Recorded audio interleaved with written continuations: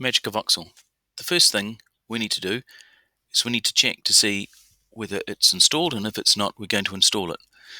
So this tells us how to check to see whether MagicaVoxel is installed. We go down here and we type in MagicaVoxel, and you can see here there isn't anything. This is searching the web for something to do with MagicaVoxel.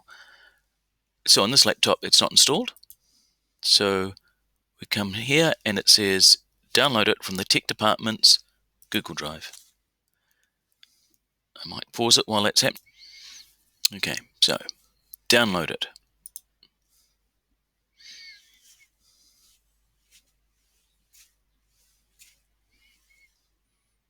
Okay, it's downloaded as a zip.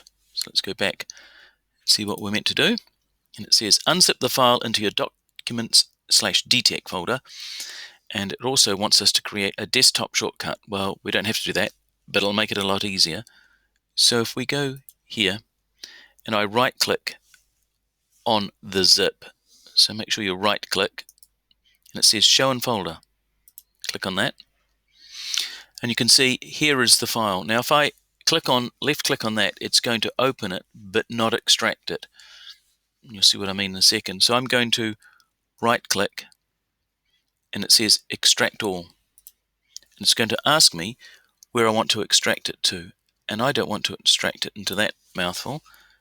I want to extract it into documents / notice the slash is not that way, it's that way. 10. I'm going to click extract.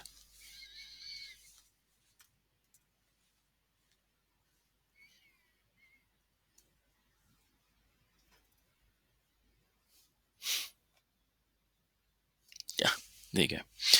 All right.